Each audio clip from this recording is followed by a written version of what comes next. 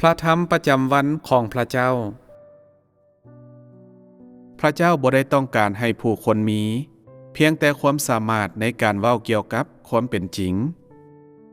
นั่นจะง่ายเกินไปบ่แม่นบ่แล้วเป็นหยังพระเจ้าจึงเว้าเกี่ยวกับการเข้าสู่ชีวิตเป็นหยังพระองค์จึงเว้าเกี่ยวกับการเปลี่ยนแปลงถ้าผู้คนเพียงแต่สามารถเว้าปากเปล่าเกี่ยวกับความเป็นจริงแล้วพวกเขาสามารถเปลี่ยนแปลงอุปนิสัยของพวกเขาได้บ่ทหารที่ดีของอาณาจักรบ่ได้ถูกฝึกให้เป็นกลุ่มคนที่สามารถเพียงแต่เว้าเกี่ยวกับความเป็นจริง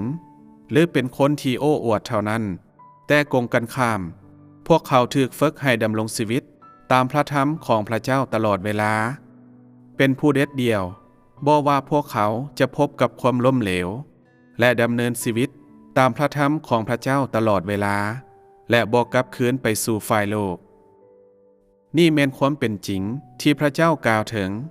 และนี่แม่นความต้องการของพระเจ้าที่มีต่อมนุษย์ดังนั้นอย่าเบิ่งความเป็นจริงที่พระเจ้ากล่าวเป็นสิ่งที่ธรรมดาเกินไปการมีเพียงแต่แสงสว่างของพระวิญญาณบริสุทธิ์บ่ได้เท่ากับการมีความเป็นจริงนี่บ่แม่นวุฒิภาวะของมนุษย์แต่เป็นพระคุณของพระเจ้าซึ่งมนุษย์บ่ได้ประกอบส่วนอย่างเลยมนุษย์แต่ละคนต้องทนทุกแบบเปโตรและยิ่งไปกว่านั้นก็ต้องมีสง่าราศีของเปโตรซึ่งพวกเขาต้องดำรงชีวิตตามหลังจากที่พวกเขาได้รับภารกิจของพระเจ้ามีแต่สิ่งนี้เท่านั้นที่สามารถเอิ้นว่าความเป็นจริงอย่าคิดว่าเจ้ามีความเป็นจริงย้อนเจ้าสามารถเว้าเกี่ยวกับความเป็นจริงนี่แม่นความคิดที่ผิดความคิดดังกล่าวบ่สอดคล้องกับเจตนาของพระเจ้าและบ่มีความหมายที่แท้จริงจงอย่าเว้าสิ่งดังกล่าวในอนาคตจงหยุดการเว้าแบบนั้นทุกคนที่มีความเข้าใจผิดเกี่ยวกับพระธรรมของพระเจ้าคือผู้ที่บ่มีความเสื่อพวกเขาบ่มีความรู้ที่แท้จริงและแหงไกลที่จะมีวุฒิภาวะที่แท้จริงพวกเขาแม่นคนโง่ที่ปราศจากความเป็นจริง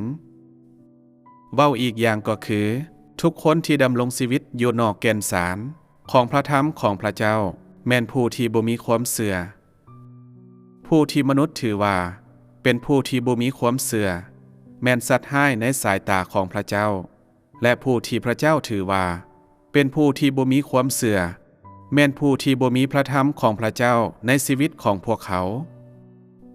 ดังนั้นจึงสามารถเว้าได้ว่าผู้ที่บ่มีความเป็นจริงของพระธรรมของพระเจ้าและผู้ที่บ่สามารถดำรงชีวิตตามพระธรรมของพระเจ้าแม่นผู้ที่บ่มีความเสื่อความปรารถนาของพระเจ้าแม่นเพื่อเฮ็ดให้ทุกคนดำรงชีวิตตามความเป็นจริงในพระธรรมของพระเจ้าบ่แม่นเพียงแต่ว่าให้ทุกคนสามารถเว้าเกี่ยวกับความเป็นจริงได้เท่านั้นแต่สำคัญไปกว่านั้นแม่นเพื่อให้ทุกคนสามารถดำรงชีวิตตามความเป็นจริงในพระธรรมของพระเจ้าความเป็นจริงที่มนุษย์เห็นแม่นผิวเผินเกินไปมันบ่มีคุณค่าและบ่สามารถตอบสนองต่อเจตนาของพระเจ้าได้มันต่ำต้อยหลายและบ่มีค่าแม้แต่ให้กล่าวถึงมันขาดแคลนหลายและห่างไกลหลายจากมาตรฐานของความต้องการของพระเจ้าพวกเจ้าแต่ละคนจะถือกวดกาอย่างใหญ่เพื่อเบิ่งว่าผู้ใดทำกลางพวกเจ้าที่ฮู้เพียงแต่เว้าเกี่ยวกับความเข้าใจของเจ้าเท่านั้นแต่บ่สามารถชี้ให้เห็นเส้นทางและพร้อมนั้นก็เพื่อคนเบิ่งว่าผู้ใดในพวกเจ้าที่เป็นคนบ่มีค่าคือกับขี้เหงื่อนับตั้งแต่นี้ไป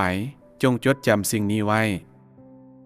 อย่าเว้าเกี่ยวกับความรู้ที่ว่างเปล่าให้เว้าเกี่ยวกับเส้นทางในการปฏิบัติและเกี่ยวกับความเป็นจริงเท่านั้นการเปลี่ยนแปลงจากความรู้ที่แท้จริงไปเป็นการปฏิบัติที่แท้จริงและหลังจากนั้นก็เปลี่ยนแปลงจากการปฏิบัติไปเป็นการดำรงชีวิตตามความเป็นจริงอย่าไปสั่งสอนคนอื่นและอย่าเว้าเกี่ยวกับความรู้ที่แท้จริงถ้าความเข้าใจของเจ้าแม่นเส้นทาง แล้วจงปล่อยคำเว้าของเจ้าออกมาตามสบายถ้ามันบ่แม่นเส้นทางก็จงกรุณามิดเงียบและหยุดเว้าสิ่งที่เจ้าเว้าแม่นบ่มีประโยชน์เจ้าเว้าเกี่ยวกับความเข้าใจเพื่อหลอกลวงพระเจ้าและเพื่อเฮ็ดให้คนอื่นอิจฉาเจ้านั่นบ่แม่นความทะเยอทะยานของเจ้าบ่นี่บ่แม่นการตั้งใจล้อเล่นกับผู้อื่นบ่แล้วมันมีคุณค่าในสิ่งนี้บ่ถ้าเจ้าเว้าเกี่ยวกับความเข้าใจหลังจากที่เจ้าได้ประสบกับมันจะบ่มีการเบิ่งเจ้าเป็นคนโอ้อวดบ่ฉะนั้น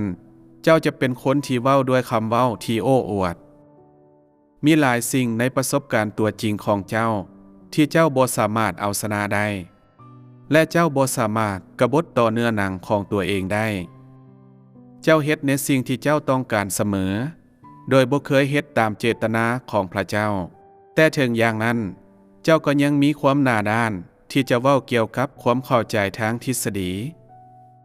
จังแม่นเจ้าบ่มีอย่างอายเจ้ายังหน้าด้านที่จะเว้าเกี่ยวกับความเข้าใจของเจ้าในพระธรรมของพระเจ้าจังแม่นเจ้าบ่อายแท้ๆการกล่าวปราศัยและการเว้าโอ้อวดได้กลายเป็นธรรมชาติของเจ้าและเจ้าได้คุ้นเคยกับการเฮ็ดสิ่งนี้เมื่อใดก็ตามที่เจ้าต้องการอยากเว้าเจ้าก็เว้าอย่างสบายใจแต่เมื่อถึงเวลาปฏิบัติเจ้าก็เอาใจใส่แต่กับเครื่องประดับประดานี่บ่แม่นวิธีการหลอกลวงคนอื่นบ่เจ้าอาจจะสามารถหลอกลวงมนุษย์ได้แต่บ่สามารถหลอกลวงพระเจ้าได้มนุษย์บ่ฮู้และบ่มีการยังฮู้แต่พระเจ้าจริงจังเกี่ยวกับปัญหาดังกล่าวและพระองค์จะบ่ละเว้นเจ้าไอ้น้องของเจ้าอาจจะส่งเสริมเจ้ายกย่องความเข้าใจของเจ้าสมเสยเจ้าแต่ถ้าเจ้าบ่มีความเป็นจริงพระวิญญาณบริสุทธิ์ก็จะบ่ละเว้นเจ้าบางเทื่อพระเจ้าที่แท้จริงจะบ่ซอกหาข้อบกพร่องของเจ้าแต่พระวิญญาณของพระเจ้าจะเบิ่งข้ามเจ้าและนั่นก็เพียงพอที่จะเฮ็ดให้เจ้ายากที่จะทนรับได้เจ้าเชื่อในสิ่งนี้บ่จงเว้าหลายๆเกี่ยวกับความเป็นจริงในการปฏิบัติเจ้าลืมมันแล้วบ่จงเว้าหลายๆเกี่ยวกับเส้นทางที่แท้จริงเจ้าลืมมันแล้วบ่จงเว้าเกี่ยวกับทฤษฎีที่สูงส่งคำเว้าใหญ่และบ่มีค่าให้น้อยลงมันดีที่สุดที่จะเริ่มปฏิบัติแต่เดี๋ยวนี้เลยเจ้าลืมพระธรรมเหล่านี้แล้วบ่เจ้าบ่เข้าใจเลยบ่เจ้าบ่มีความเข้าใจเกี่ยวกับเจตนาของพระเจ้าบ่